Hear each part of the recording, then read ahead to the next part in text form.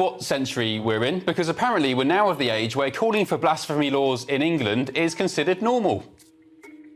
Last year, the United Nations Human Rights Council adopted a resolution condemning the desecration of religious texts. Labour MP Tahir Ali there speaking in the Commons today. So what does the Prime Minister respond with? Can I agree with him that desecration is awful and I think should be condemned across the... Is that a sort of non-denial denial that he's not saying he won't bring in a blasphemy law? What's he up to? It's extraordinary. I mean, you're listening to that, you wonder what century you're living. Just when you thought British politics couldn't get any more unpredictable, the Labour Party has taken a jaw-dropping U-turn that's left both critics and supporters stunned. At the centre of the storm, what caused this dramatic shift and what does it mean for the party's future? Let's break it all down. 2009, Christopher Hitchens said of Islam, "Resist it whilst you still can, and before the right to complain is taken away from you, which will be the next thing. You'll be told you can't complain because you're Islamophobic." Hey, quick favour before we move on. If you find this political content interesting, go ahead and like the video and subscribe to the channel. Most of you watch without subscribing, and it's totally free, but it helps us out so much. Have you done it yet? Thanks a ton for the support. Now, let's get back to the video. Despite opposition from the previous government, acts of such mindless desecration only serve to fuel division and hatred within our society. Will the Prime Minister commit to introducing measures to prohibit the desecration of all religious texts and the prophets of the Abrahamic? This political firestorm erupted when Keir Starmer, the Labour Party leader, fumbled in addressing a parliamentary exchange on whether the desecration of religious texts and blasphemy laws should be discussed officially. Arrived this week in Parliament, in the greatest parliament that Western liberal democracy has ever seen, Tahir Ali, a Labour MP, effectively called for blasphemy laws. What followed was an unexpected U-turn that left many questioning the party's ideological compass and Starmer's leadership abilities. We are, as I said before, Mr. Speaker, committed to tackling all forms of hatred and division, including, of course, Islamophobia in all of its forms. Thank you. Come on, Prime Minister, a mealy-mouthed reply if I saw one. Why is the PM treading on eggshells over an issue that should be clear as day? I also wonder whether Sir Keir has as much concern about offending religions than he does about the poor Batley schoolteacher who's still in hiding from an Islamic mob who want to deal with him. In this detailed analysis, we'll explore the origins of this controversy, the debates it sparked in Parliament, and the broader implications for Labour's political identity. We'll dissect how Starmer's cautious rhetoric contrasts with the directness of his critics and allies alike, and examine the wider societal context surrounding religious freedom, free speech, and the challenges of governance in a multicultural society. Let's unravel the layers of this political drama. It was revealed yesterday that a French schoolteacher across the channel was beheaded following rumours he showed his class caricatures of the Prophet Muhammad, and he actually never did such a thing. Another pupil lied about it, and he paid with his life. So forgive me for thinking the last thing we need in this country is more religious and racial division. The controversy began during a parliamentary exchange when Tahir Ali raised a question urging the Prime Minister to consider prohibiting the desecration of religious texts and prophets. Ali referenced a United Nations Human Rights Council resolution condemning such acts and pressed for the UK to take similar action. This moment was pivotal in setting the stage for the controversy. Starmer, however, responded with a vague and cautious condemnation of desecration without offering a firm stance on blasphemy laws. Standing in the House of Commons calling for the return of almost medieval laws around blasphemy. Okay, he's using the modern language of Islamophobia and hatred, but what he's really talking about is saying that people who desecrate the Quran, people who insult the religion of Islam, should be punished by the law. This non-committal response quickly drew sharp criticism. Critics argued that Starmer's reluctance to reject blasphemy laws definitively signalled a failure to uphold the principles of free speech and modern democracy. For a nation that prides itself on freedom of expression, Starmer's response felt out of sync with the values many associate with Britain. Government is not considering blasphemy laws, as far as he understands anyway. Well, hooray! Thank God for that, because for a moment there, I was beginning to think that we were starting to have not just two-tier policing and not just two-tier justice, but two-tier religion too. Because the truth is, no religion is immune from criticism or ridicule, and blasphemy laws are an all-out attack on free speech. One of the most striking criticisms came from John Cooper, who pointedly contrasted Starmer's hesitation with Britain's historical embrace of satire and freedom, famously symbolised by productions like Monty Python. Cooper's critique underscored a broader frustration with Starmer's leadership style, portraying him as a politician more concerned with avoiding controversy than taking a principled stand. Extraordinary. And for Keir Starmer, he only needed to say one word, and that word was no. Yeah. The fact that he couldn't use that word is really, really chilling and alarming. Starmer's apparent fear of alienating segments of his party's voter base, whether progressive advocates for free speech or more conservative communities valuing religious respect, exposed a leadership dilemma.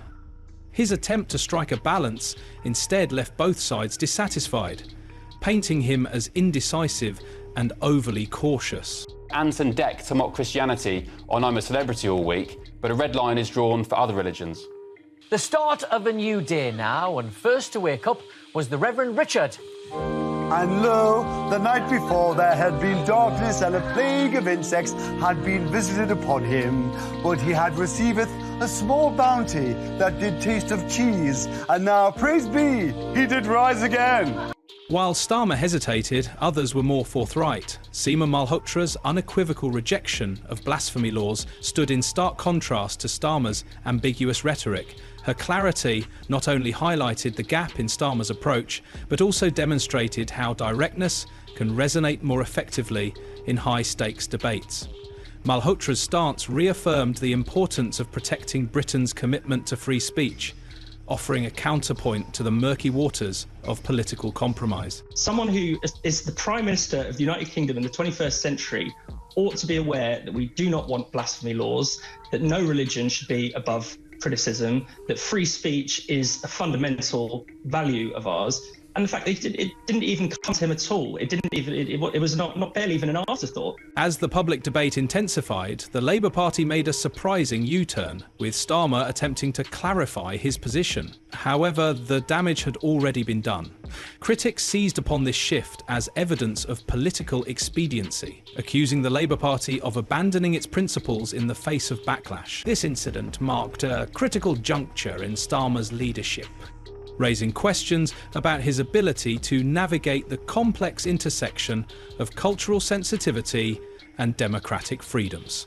Answering a question, and he's certainly not going to answer one that possibly might offend 3 million of his potential voters. The Labour Party's reversal also sparked broader concerns about its direction. Could a party so entangled in its internal conflicts effectively govern a nation? The U-turn served as a microcosm of Labour's ongoing struggle to balance progressive ideals with the practicalities of political leadership. The worrying thing is that Labour is going down this route of wanting to restrict so-called Islamophobia. Now, you know, everyone is opposed to racism against Muslims, and if you see it and hear it, you should call it out and you should challenge it. But when this actually was a very clear illustration of what is meant by Islamophobia, it means Islamic blasphemy laws. At the heart of this controversy lies a deeper societal debate about the boundaries between religious respect and freedom of expression.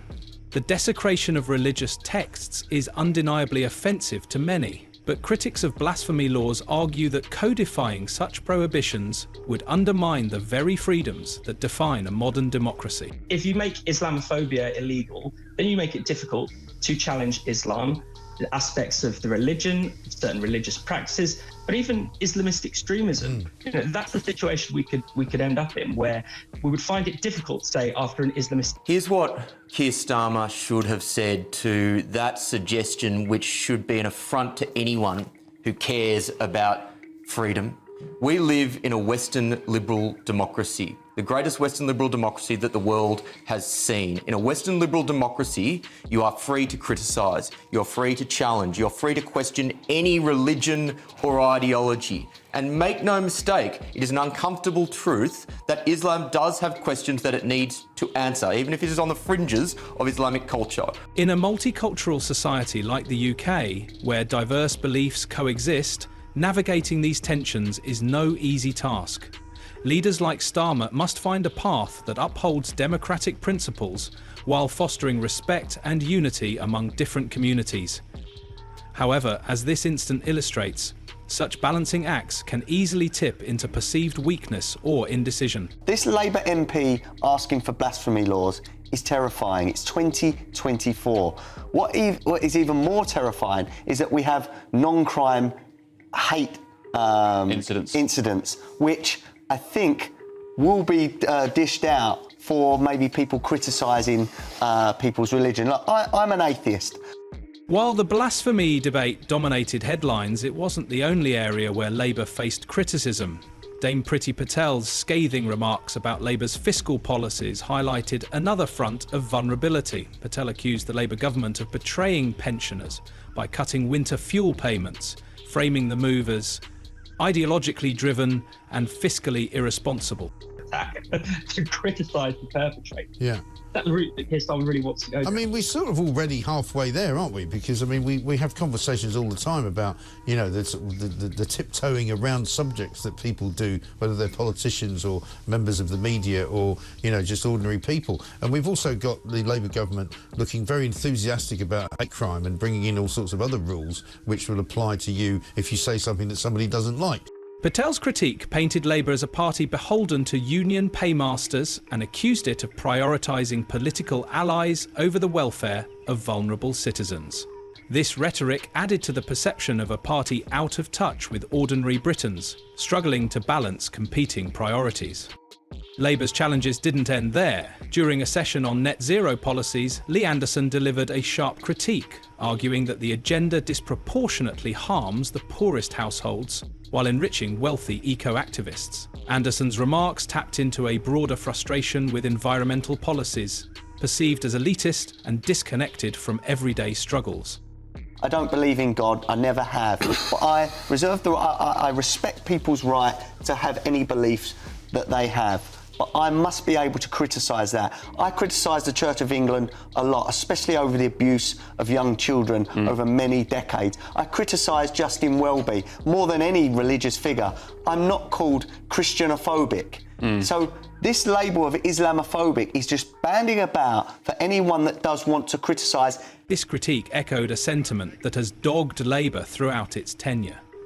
A perception of being more concerned with ideological goals than practical solutions.